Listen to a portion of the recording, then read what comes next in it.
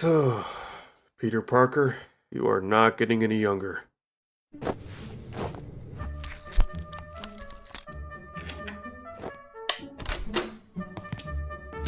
Morning, guys. Dad! Hey, Dad. You sound tired. Late night?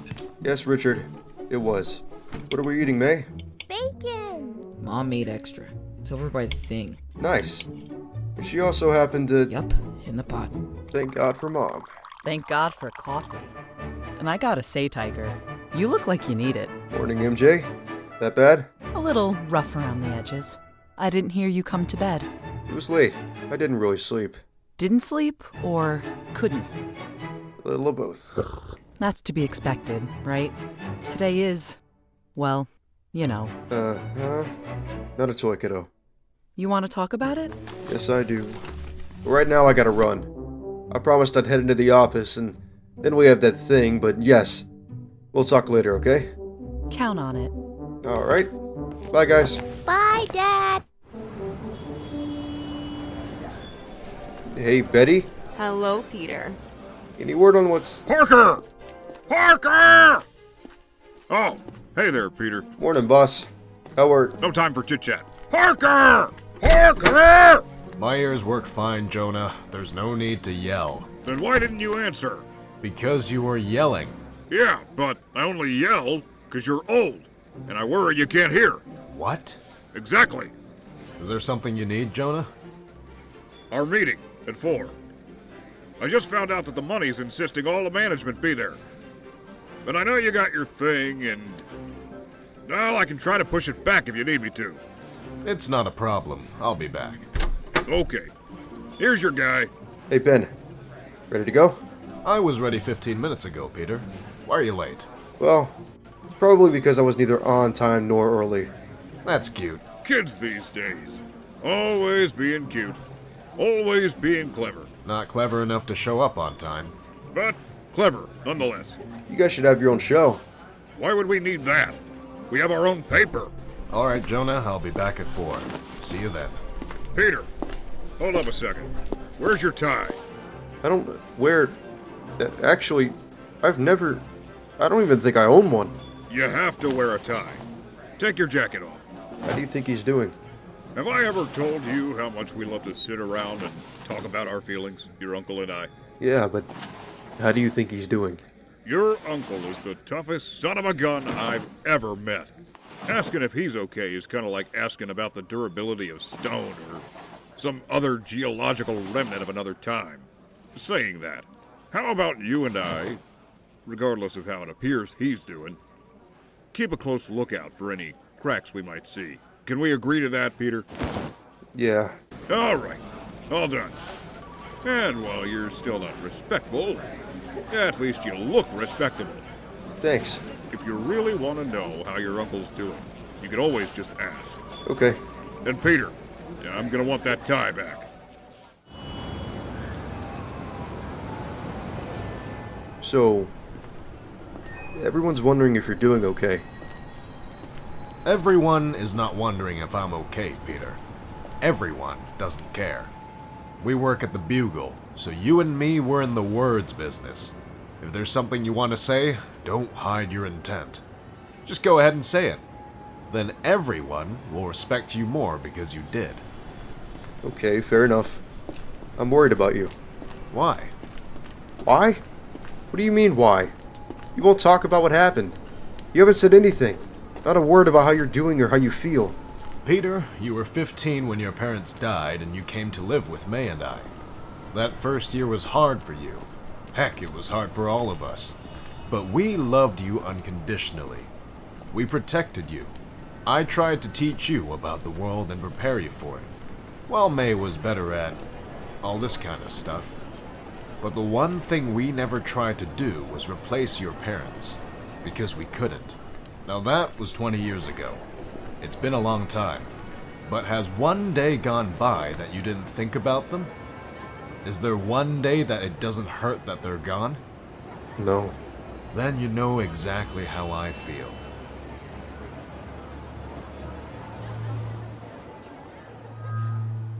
I don't suppose we'll ever understand acts of terror. I lies well beyond my comprehension, and far removed from any ideology or faith I call my own. To me, it just looks like madness. But I suppose, after his actions that day, it no longer matters. Whatever Stark believed died with him.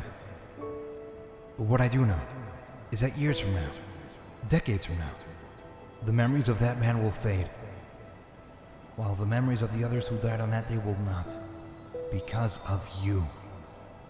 Yes, they were taken before their time, and yes, heaven is more crowded today than we would prefer. And as you wake and work and sleep and dream, it will be of them. And when you recall each sweet memory of the departed, as the love swells within your heart, I encourage you to listen closely. Listen, and you will hear your angels singing.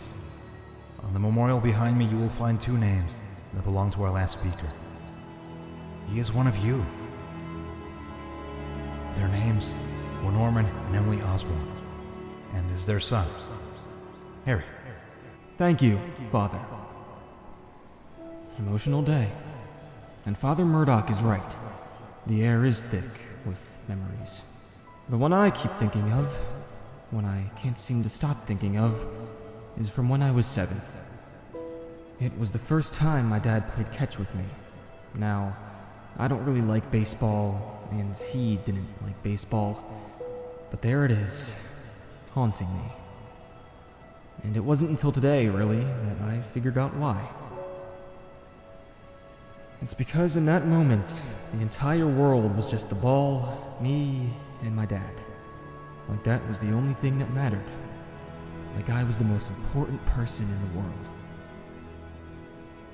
And now, I'll never be able to make another memory like that with him. We all lost someone. Mothers, fathers, siblings, sons and daughters. And like Father Murdoch said, they will live on in our hearts. We will always remember them. But I have to be honest. I'm not sure that I'll ever be able to move on, or get better.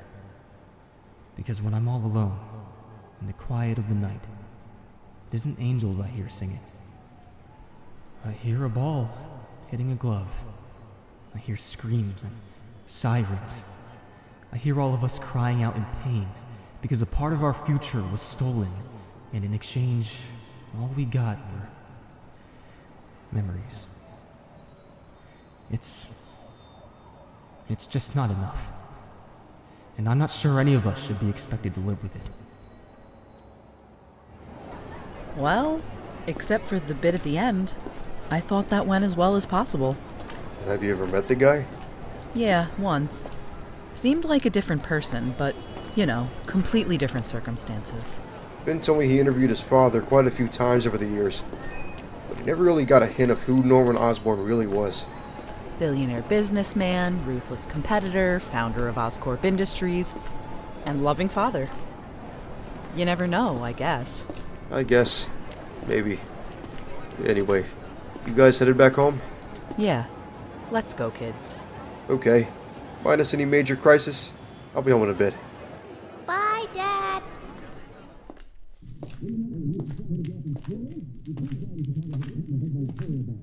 What the? I quit!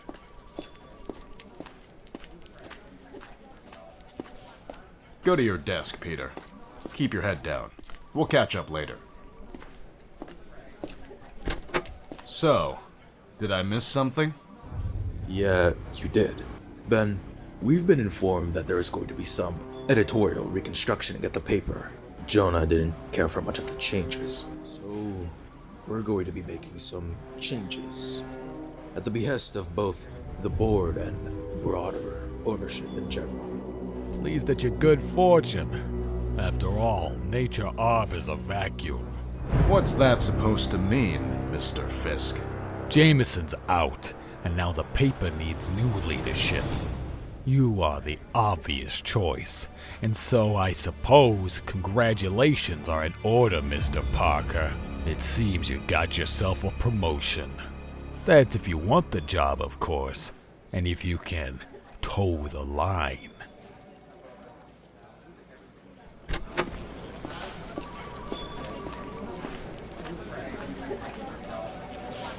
So, what are we gonna do now?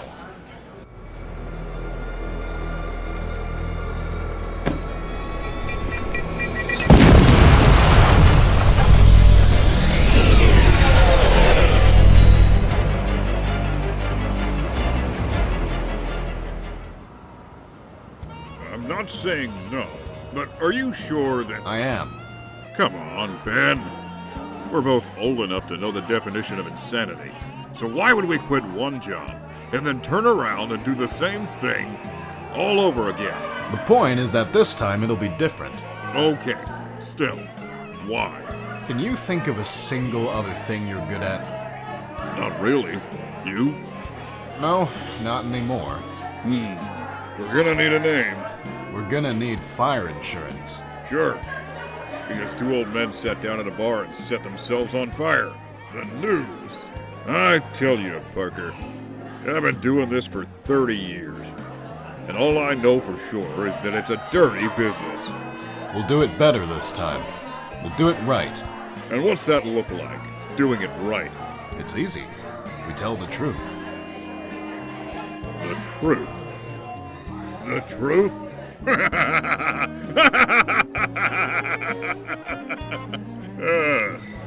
The truth. That's perfect. Thanks for that. What? You don't agree? There are some things I like to believe in, Ben.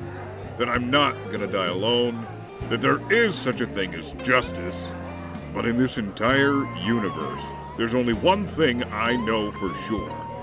And that's that there's no truth in the news, and no news in the truth. Like I said, it's a dirty business. So, how about this? We promise not to lie. Sounds like a fair start. Hey, look who decided to join us. I hope you two are enjoying yourselves. Everyone's running around the Bugle like someone set the place on fire. It's what we do. Did you get caught up in any of this? They gave Robbie the wheel. He knows I do a good job, so I should be fine. The real question is, what are you two gonna do? We were just talking about that. We've decided to start our own news business. You want a job? Do you have any money? That's a day two problem, Peter. Tonight, I am a man who is right with the world. Think it over. Night, Ben. Night. Ben, I gotta know. How do you do it? What? How do you blow up your whole life in one afternoon and then just start a new one? Peter, my wife is dead. You're a grown man and have a family of your own. And, given the opportunity, I just couldn't take being in an industry of compromise one more minute. Why wouldn't I do what I did? It was an easy choice. What's going on, Peter? Well, my wife is very much alive. I have a family and responsibilities that exceed professional bliss. I don't know that I can blow everything up just because I want my life to change. Peter, no one's expecting you to join us. If you do, then that's great. I'm not talking about that. This is something else. Are you and MJ okay? We're great. She's great.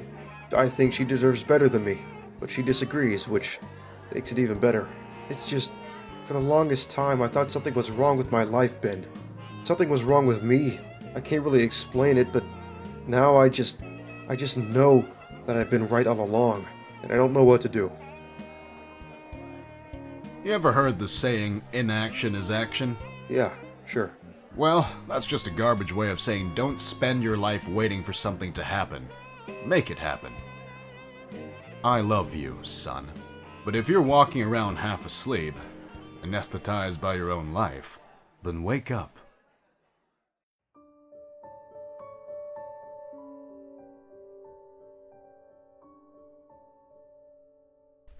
It's bedtime, Richard. Your sister's already asleep. Can I finish this chapter I'm on? Depends. What you reading? A Tale of Two Cities. This is the original, unedited, all the year-round edition. You're a ridiculous person. You know that, right? I don't know what you're complaining about. Dad, you made me this way, and I'm cool with it. Okay, fair enough. That chapter? Then bed. Good night, kiddo. Night, Dad. Kids are down. Uh-oh. You know what that means. Spill it, mister. I don't even know where to start. They quit the Bugle? Yeah, they decided to start their own thing. They did this in like a 3-hour span of time. Total maniacs. The memorial. I've never seen your uncle cry. It was... Yeah, and sorry I was late, but after that and the work stuff, felt like I should run by and check on him before I came home. If you didn't, you would have been worried all night. Probably. And that would have just got in the way. Of us talking about you, Peter. I know it's been a long day, but this morning... Yeah. Yeah. So what's going on? I don't want to say something and not be able to take it back. Well, that's just not how any of this works. But I do promise, nothing's going to change how I feel, about you or about us. So... I think I need a change. Hey, when I quit to start my own business last year, you were 100% on board. And I mean, sure, we've got bills and kids, and it might be tough, but why would you think for a second I wouldn't be behind you doing something else? No, MJ, I mean, I need to change. Oh. That. What do you mean, that? I know you, Peter Parker. You're an amazing husband, and just lights out as a father. But you've been walking around for years with this cloud hanging over you. You put a good face on it, but you're not satisfied with who you are. Do you know what you have to do? I think so. Yes. Are things going to change between us? Never. Well then. That settles it. I'm going to bed. And you, go get him, Tiger.